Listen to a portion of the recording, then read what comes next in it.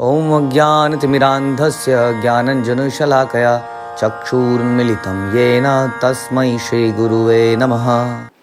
Hare Krishna. Bhagavad Gita chapter 17 the division of faith, श्रद्धा के विभाग, श्लोक संख्या 10। यातयामं गतरसं पूति पर्युषितं च यत् उच्छिष्टमपि चामेध्यं भोजनम तामस प्रियम। खाने से 3 घंटे पूर्व पकाया गया, स्वादहीन, वियोजित एवं सड़ा हुआ, जूठा तथा अस्पृश्य वस्तुओं से युक्त भोजन उन लोगों को प्रिय होता है जो तामसी होते हैं। तो अभी तक भगवान ने बताया था राजसी और सात्विक। तो हम ये चर्चा कर रहे थे इन श्लोकों से पहले कि भगवद गीता चल रही है, सैन्य निरीक्षण चल रहा है। वास्तव में इस वक्त हम तो अर्जुन जो है दोनों सेनाओं के बीच में खड़े हैं, दोनों तरफ से सेनाएं हैं, और इतने क्रिटिकल समय पर भगवान उसको बता रहे हैं कि सात्विक लोगों को क्या पसंद है, तामसी लोगों को क्या पसंद है। तो इसका मतलब ये कितना इम्पोर्टेंट डिस्कशन है, ये साधारण बात नहीं है। हम लोग अक्सर इसको नज़रअंदाज कर देते हैं, डिवोटी कम्युनिटी भी इसको नज़रअंदाज कर देती है। डिवोटी कम्युनिटी को लगता है कि कैसा भी खाया जा सकता है, कैसी भी चीज़ को भोग लगाया जा सकता है। इसके तात्पर्य में आप देखेंगे प्रभुपाद क्या कह रहे हैं कि कौन सी चीज़ को भोग लगा सकते हैं आप। तो आहार जो है, इस आहार के बारे में बता रहे हैं कि जो खाने से 3 घंटे पूर्व पकाया गया हो, स्वादहीन। प्रभुपाद कह रहे हैं कि आहार भोजन का उद्देश्य आयु को बढ़ाना है, मस्तिष्क को शुद्ध करना है, शरीर को शक्ति पहुंचाना है। ये मुख्य कार्य है। इसका यही एकमात्र उद्देश्य, यही, और कोई उद्देश्य नहीं है। जीव को अच्छा लगना उद्देश्य नहीं है। आयु को बढ़ाना, मस्तिष्क को शुद्ध करना, शरीर को शक्ति पहुंचाना, ऐसा जो आहार है उसको खाना चाहिए। लेकिन सारी चीज़ें होनी चाहिए उसमें। आप कहोगे नॉनवेज जो है आयु को बढ़ा रहा है, पहली बात तो बढ़ा रहा है कि नहीं, ये तो बहुत बड़ा क्वेश्चन है साइंटिफिकली भी। लेकिन मस्तिष्क को शुद्ध नहीं कर रहा है। मस्तिष्क को, चेतना को शुद्ध करे, शरीर को शक्ति दे, आयु को बढ़ाए। इसका एकमात्र उद्देश्य यही है। प्राचीन काल में विद्वान पुरुष ऐसा भोजन चुनते थे जो स्वास्थ्य और आयु को बढ़ाने वाला होता था। दूध के व्यंजन, चीनी, चावल, गेहूं, फल, तरकारियां, ये भोजन सतुगुणी व्यक्तियों को प्रिय लगते हैं। शाक, पत्ते, अनाज, अन्न। अन्य कुछ पदार्थ जैसे भुना मुक्का, गुड़ रुचिकर न होते हुए भी दूध या अन्य पदार्थों के साथ मिलने पर बड़े स्वादिष्ट हो जाते हैं। जब वे सात्विक हो जाते हैं तब ये सात्विक हो जाते हैं। ये सारे भोजन स्वभाव से शुद्ध हैं। मांस, मदिरा जैसे अस्पृश्य पदार्थों से सर्वथा भिन्न है। 8वें श्लोक में जिन स्निग्ध हमने सुना था, सात्विक लोगों को जो खाना पसंद है वो कैसा होता है, स्निग्ध, चिकना, यानी कि उसमें फैट है। तो प्रभुपाद कह रहे हैं ये फैट पशु वध से प्राप्त चर्बी नहीं है। फैट ये भी पशु का ही चर्बी है, लेकिन ये दूध के थ्रू अवेलेबल है ना। दूध से घी निकलता है, अल्टीमेटली दही, मक्खन इत्यादि। तो जो उस तरीके से निकल रहा है, जो चर्बी है, ये जो है वास्तव में वैलिड तरीका है। वैलिड तरीका क्या है, भगवान को बहुत प्रिय है। घी, दही है ना, भगवान को बहुत प्रिय था, मक्खन। तो भगवान को ऑफर किया जा सकता है, उसके बाद उसका उच्छिष्ट खाया जाता है। लेकिन उसी तरह से उसी जानवर का दूसरी तरह से चर्बी कैसे, उसको मरने के बाद उसके हड्डियों में से, खाल के नीचे से चर्बी निकलती है। आजकल लोग उसको, चर्बी को भी खा जा रहे हैं, उसको पका देते हैं, नहीं तो उसको घी बना लेते हैं। तो वो चर्बी जो है उस तरीके से निकालना बहुत गलत काम हो गया। देखिए, चर्बी ये दोनों ही है। दुग्ध, मक्खन, पनीर और अन्य पदार्थों से जो पशु चर्बी मिलती है उसमें निर्दोष पशुओं के मारे जाने का कोई प्रश्न ही नहीं है। बल्कि वास्तव में प्रभुपाद कह रहे हैं समझ बड़ा चमत्कारी भोजन है। दूध, पता नहीं उससे क्या क्या बन जाता है। ये केवल पार्श्विक मनोवर्ती है, कि पशु वध कर दिया जाए। आवश्यक चर्बी प्राप्त करने की सुसंस्कृत विधि दूध है। जो आपको चर्बी चाहिए शरीर में, दूध से सब कुछ चर्बी से रिलेटेड चीज़ें आपको बन जाएंगी, मिल जाएगी। लेकिन पशुवध अमानवीय है। मटर, दाल, दलिया आदि से भी प्रचुर मात्रा में प्रोटीन उपलब्ध हो जाता है। ये बहुत बड़ा संसार में ना एक भ्रम फैला रखा है कि आप अंडे नहीं खाओगे। हमारे जानकारी में एक व्यक्ति बीमार पड़ा तो उसके बाद उसको बोला तो अंडे खाने पड़ेंगे ठीक होना है। तो हम लाखों की संख्या में वैष्णव को जानते हैं, वो भी बीमार पड़ रहे हैं। हम तो कभी अंडे नहीं खा रहे हैं। बच्चे भी तंदुरुस्त हो रहे हैं। कुश्ती लड़वा लीजिए आप लोग अपने बच्चों से, हाँ, तो कोई कमी नहीं है। भगवान ने सबके लिए प्रचुर मात्रा में सब चीज़ दे रखी है, हर आदमी के लिए। शेर को बोला था तू कहाँ मटर वटर खाएगा, तू सीधा ये खा। तो उस भगवान ने, प्रकृति ने बना रखा है।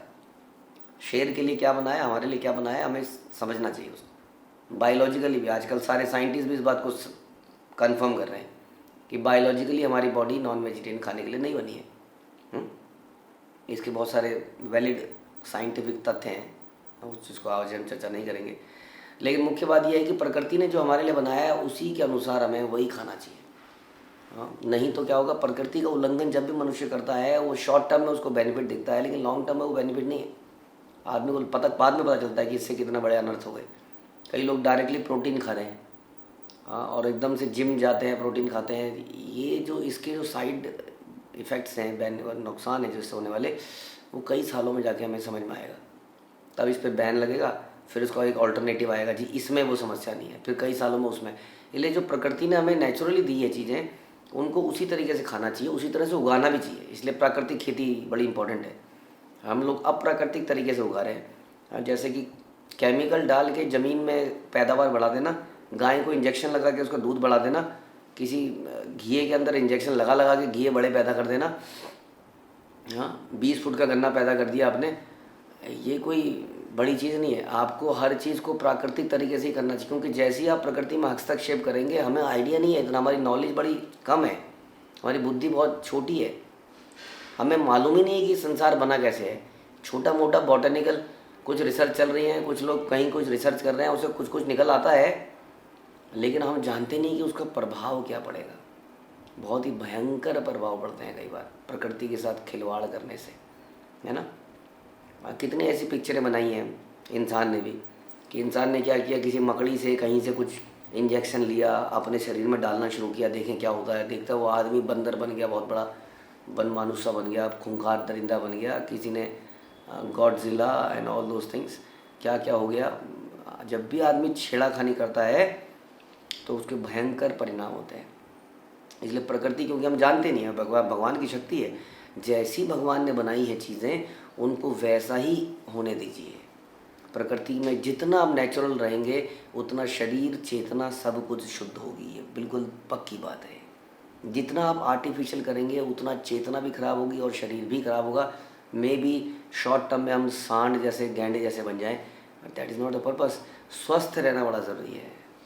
मसल, बल की मसल्स होना ज़रूरी नहीं है ना। इट इज़ वेरी इंपॉर्टेंट कि हम लोग स्वस्थ रहें, मस्तिष्क भी हमारा, जैसे प्रभुपाद कह रहे हैं, स्वस्थ रहे। जो राजस भोजन कटु लवणीय अत्यधिक गर्म चरमरा होता है, वह अमाशय की श्लेष्मा को घटाकर रोग उत्पन्न करता है, प्रभुपाद कह रहे हैं। Prabhupada was a Ayurvedic doctor also, क्योंकि प्रभुपाद मेडिसिन में बहुत रहे।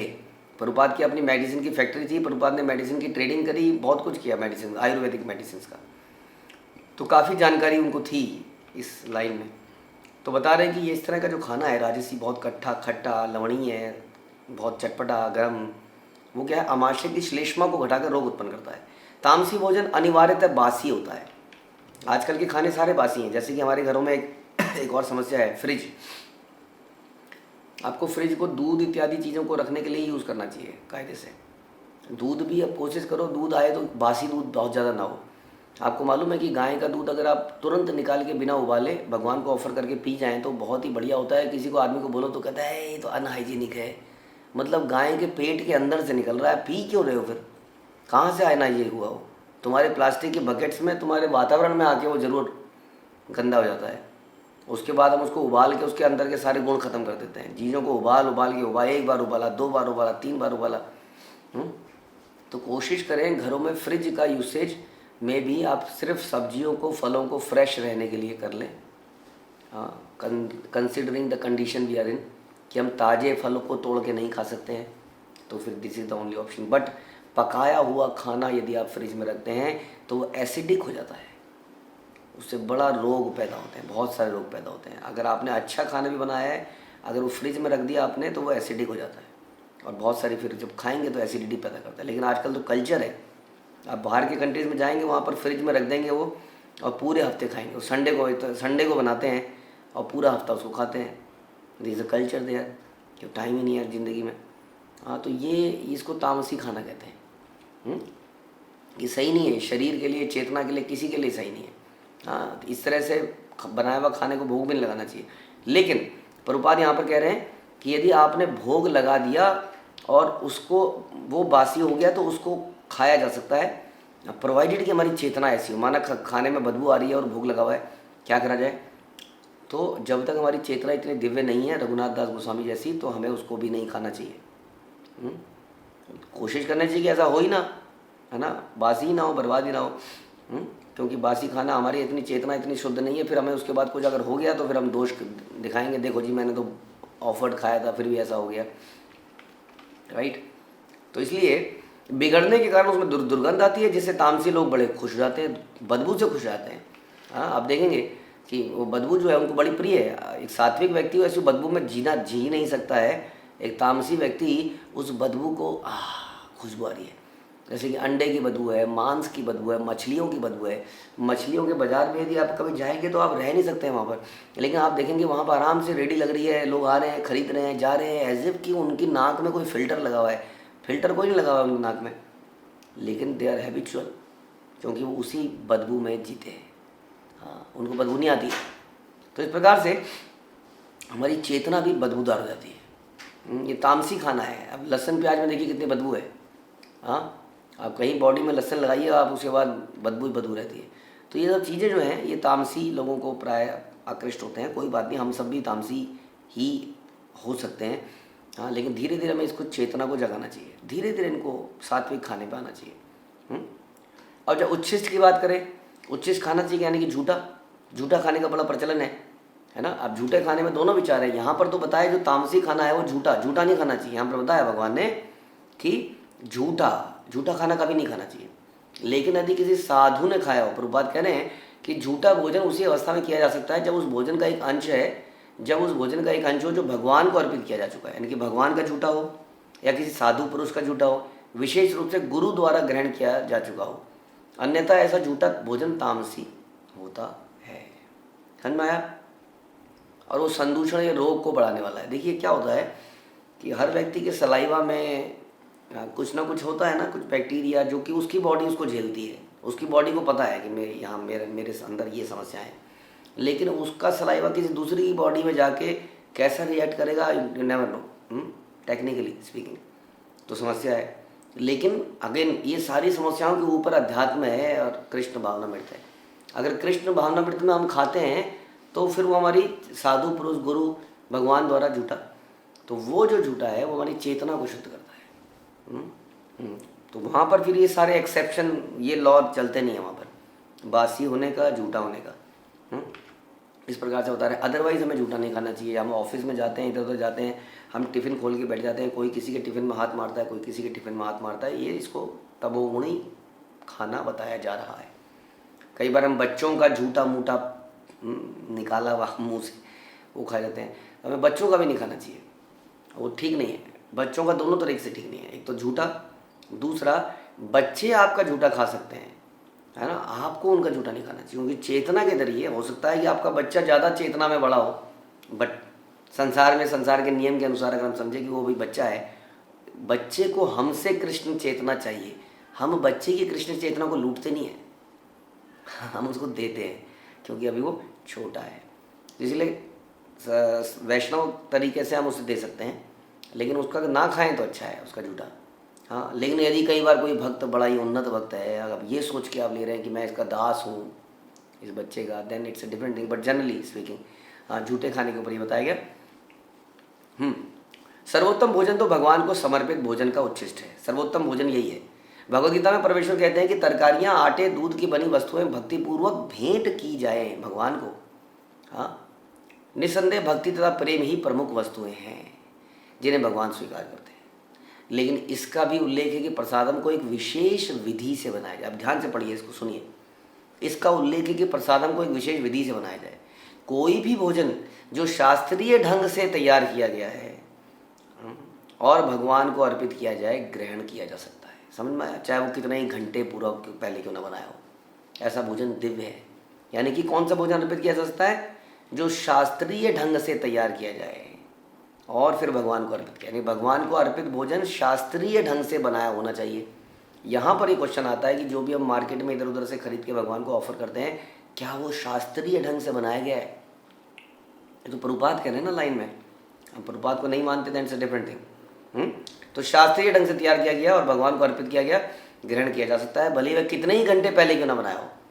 हाँ, अतएव भोजन को रोगाणु रोधक खाद्य तथा सभी मनुष्यों के लिए रुचिकर बनाने के लिए सर्वप्रथम भगवान को अर्पित किया जाना चाहिए। और उससे भी प्रथम हमें ये समझना चाहिए कि भोजन बनाया कैसे जाए, वैदिक स्टाइल से।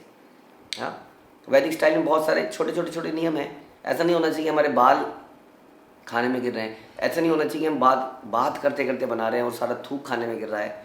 खाने को धोना, मतलब साफ सफाई को रखना।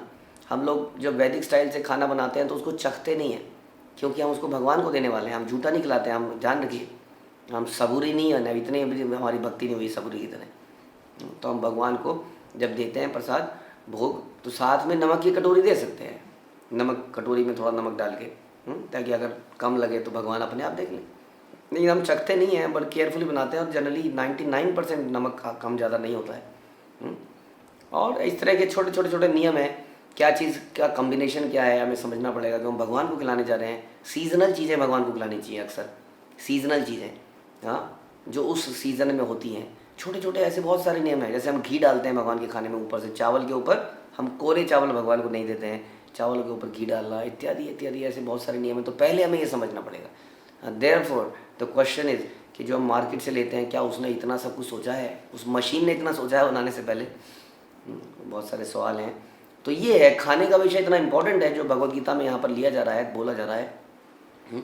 आप देखेंगे कि जीभ पे कंट्रोल करने से, मात्र जीभ पे कंट्रोल करने से हमारी मेजर हमने जंग जीत ली, भक्तिमय जंग, केवल जीभ पे कंट्रोल करने से। हाँ, हालांकि जीभ पे दो तरह से कंट्रोल होता है, बोलना और खाना। लेकिन यदि हमने खाने को भी अगर कंट्रोल कर लिया, सात्विक और ऑफर्ड भगवान को अर्पित किया हुआ अगर हमने खाना शुरू कर दिया, तो अब देखेंगे बहुत तेज़ी से हमारे अंदर परिवर्तन आएंगे। हरे कृष्णा। श्रील प्रभुपाद की जय, भगवद गीता की जय।